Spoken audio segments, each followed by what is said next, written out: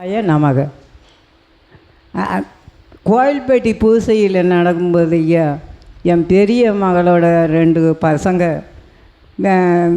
BE படித்த பையங்க 2 பையங்க. அதில் ஒரு பையன் குடிக்கான், ஒரு பையனுக்கு கல்யாண காரியம் இல்லாமல் இருக்குது அப்படின்னு சொல்லி உங்கள் பூசையில் வருத்தப்பட்டு அகத்தியர்கிட்ட முறையிட்டேன். அகத்தியர் விளக்கு போட்டு அகத்தியருடைய நாமத்தையும் பாலசித்தருடைய ராமத்தையும் சத்தியநாராயணனுடைய ராமத்தையும் நீங்கள் 3 முறை நீங்கள் தரிசனம் செய்தால் எல்லாமே சரியாகும் என்று கூறினார். அதன்படி நான் 3 பூசையாக காலை ஒரு முறை, மதியம் ஒரு முறை, இரவு ஒரு முறை, தூங்கும்போது ஒரு முறை ஓம் மகாசிவ அகத்தியர் விஸ்வாமித்திரரே நமக, அதை போன்று ஓம் மகாசிவ பாலசித்தரே நமக, ஓம் மகா சிவ சத்தியநாராயணனே நமக என்று 3 முறையும் நமக போட்டு 3 முறையும் போற்றி போட்டு வாழ்த்தி நான் மனமாற வருந்தினேன். அப்போது என் பேரன் போன வாரமே என் தாத்தா இல்லாமல் நான் இவ்வளவு கவலையில் குடியாரனாக மாறிவிட்டேன் என்று மனநொந்து என் வீடு தேடி வந்து விட்டான். நம் அகத்தியர் கூறியபடி சிவபூசையில் சென்றதனால் நமக்கு மாற்றங்கள் என் அப்பன் அனுப்பியுள்ளார் என்ற சந்தோஷமான செய்தியை கண்டேன். மறுபடி பேரனுக்கு பெண் கிடைக்காத எங்கள் சொந்த பந்தத்தில் நான் நேற்று கூறினேன்.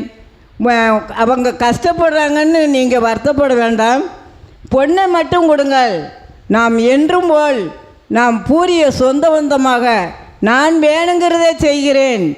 என் பிள்ளைகளுக்கு என் இடம்பொருள் மாறும்போது சாப்பிட பிறந்த மக்கள் அனைவரையும் நான் கொண்டணைக்கிறேன். எல்லாம் நான் இல்லைனாலும் குடும்பங்கள் ஒன்று சேர்ந்து நன்றாக வாழ்வீர்கள், என் பேச்சை கேளுங்கள் என்று கூறினேன். நான் அண்ணனிடம் கூறி நான் சந்தோஷமான செய்தியை சொல்கிறேன் அக்கா என்று கூறினார்கள் ஐயா. அந்த கொஞ்சம் தடங்களை அனைத்தையும் என் அகத்தியர் சித்தரும் நம் சிவனடியாரும் எனக்கு சந்தோஷமான முழுக்க செய்தியை கொடுக்கும்படி மிக தாழ்மையுடன் கேட்டுக்கொள்கிறேன். ஓம் அகதீஷாய நமக்கு. ஒரு வாழ்த்து ஒரு வினவல் இரண்டையும் அகத்தியன் திருவடியில் சமர்ப்பிக்கும் அன்னையே, நிச்சயம் மாற்றம் உறுதி என்று நல்ல ஆசிகள் வழங்கி அமர்கின்றோம். ஓம் அகதீஷாய நமக்கு. இதே மாதிரி வழிபட்டு வாங்க, சீக்கிரம் நல்ல விஷயம் நடக்குன்னு அகத்திய பெருமான் சொல்லிட்டார். நம்பிக்கையோடு செயல்படுங்க. ஆனால் மண் விளக்கு போடாமல் தெரியாமல் நான் சின்ன விளக்கில் வெங்கல விளக்கில் ஒன்றும் பிரச்சனை போட்டேன். அதனால தான் மண் விளக்கு நம்ம போடாதனால் இந்த ஒரு தடங்களாக இருக்கிறதோ என்ற ஒரு சந்தேகத்தை தெளிவு வெண்ணேன். நான் இன்று உள்ளத்தில் விளக்கேற்றதுக்கு தான் முதல்ல வீட்டில் விளக்கேற்றணும்னு சொல்லுது. சபையை நினைக்கணும்ல, நீங்கள் சும்மா நினைக்க சொன்னால் நினைக்க மாட்டேய. அதான் கிரியை ஒரு வழி, கிளியை ஒரு வழிநிலை அப்படின்னு அகத்திய பெருமான் சொல்லியிருக்குல்ல, அது ஒரு சூட்சமம். கிரியை மூலமாக தான் ஞானத்தை அடைய முடியும் அப்படின்னு சொல்லி சித்தனோட நாமத்தையும் அகத்தியரோட நாமத்தையும் முதல்ல சொல்லணுன்னா ஏதோ சொல்லியிருக்கான்னு சொல்லியிருக்கேன். விளக்கு போடையில் சபையோட ஞாபகம் இருந்துக்கிட்டே இருக்கும். அந்த திரியை போடையில், விளக்கை எடுத்து வைக்கல, அந்த ஒளி ஏற்றியில், ஒளியை பார்த்து வணங்கி நிற்கல, அது ஒரு கிரியை. அதுக்கு தான் இங்கே சித்தர்கள் அது அந்த விளக்கில் போடுதான் இந்த விளக்கில் போடேன்னா கவனம் சிதறும். நான் இந்த விளக்கில் போட்டேன், எங்கள் வீட்டில் இப்படி 5 முகம் விளக்கு இருக்குது, 6 முகம் விளக்கு இருக்குது, கேரளா விளக்கு இருக்குது, வாழைத்தண்டு விளக்கு இருக்குதுன்னு என்னத்தையோ ஒன்று சொல்லிக்கிட்டு அதுக்குள்ளேயே தான் மண்டை போகுமே தவிர, எங்கள் பாட்டி கொடுத்த விளக்கு இருக்குது, எங்கள் முப்பாட்டனார் கொடுத்த விளக்கு இருக்குது, எங்கள் வீட்டில் இந்த விளக்கு ராசி அப்படின்னு விளக்கத்தான் நம்புவாங்களே தவிர சபையை நம்ப மாட்டாங்க. தங்கத்தில் வச்சுருக்கேன், வைரத்தில் வச்சுருக்கேன், அதில் வச்சுருக்கேன், இதில் வச்சுருக்கேன்னு சொல்லிவிட்டு விளக்குக்குள்ளே தான் போவாங்களே தவிர இங்கே இருக்கக்கூட இறை வழிபாட்டுக்குள்ளே வரமாட்டாங்க. அதுக்கு தான் விஸ்வாமித்திரர் ஒரு சூட்சம் வச்சு எல்லா வீட்லேயும் ஒன்று ஓலை விளக்கு போடணும் அப்படின்னு இங்கே மண் அகல் விளக்க சொல்லியிருக்காரு. அங்கே பஞ்ச தத்துவம் இருக்குது. மண்ணில் மண் இருக்குது, காற்று இருக்குது, நீர் இருக்குது, நெருப்பு இருக்குது, எல்லா ஆற்றலும் இருக்குது மண்ணில் அப்படின்னு சொல்லி மண் விளக்கை பிரதானமாக சபையோட அடையாள சின்னமாக வச்சுருக்காங்க.